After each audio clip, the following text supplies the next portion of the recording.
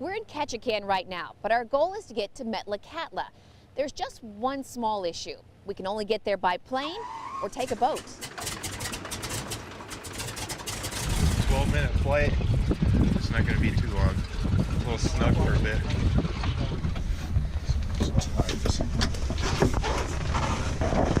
Harness. Here? In the back right there, yep.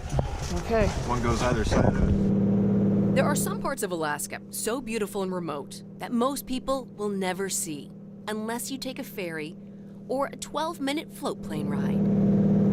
We leave Ketchikan headed to Metlakatla, passing small islands, ships, rainforests.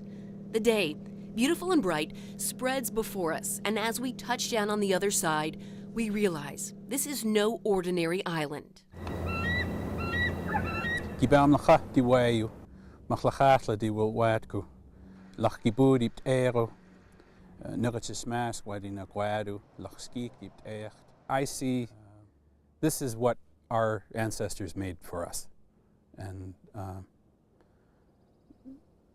it's our beautiful little part of the world. We learn about Metlakatla, the only Indian reserve in Alaska, from our tour guide and artist, Davy Boxley. He's one of only 1,400 people who live here. He drives us around town, sharing its history and his obvious love for his home. Metlakatla was founded in 1887 by a group of 823 Tsimshian people and their missionary named William Duncan. He came from Beverly, England. William Duncan stayed here for the rest of his life, dying at the home the people made for him. He converted quite a few people, and they decided to move to a location where he could get them away from the potlatching and the influences of the fort. Alcohol, firearms, disease, all of these things that were all introduced kind of at once for our people. You might have noticed the totem poles we've been passing. Most of these were made by Davy's family. It's a tradition he continued, selling ones like this one to Disney or to the galleries in Seattle. The details are incredible, and so are the people each one honors. People who have been slowly dying over the years, taking with them something irreplaceable.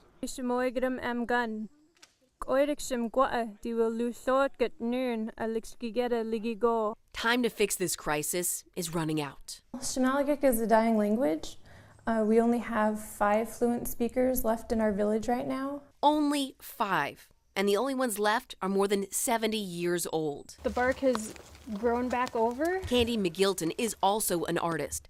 Cedar trees are her medium. It's about finding the right ones. Candy and Davy pull strips like this off the tree. Each one can be no wider than the length of a hand. Right now I'm doing a Z-twist, and it looks like the top of a Z, so they're going slanted that way.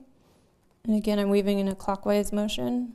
The cedar becomes a basket, but the instructions to make one don't come in English. It takes a lot of practice, but it's also a very beautiful language, and it's part of who I am. It's part of my identity, so I think it's very important for me and others to learn our language.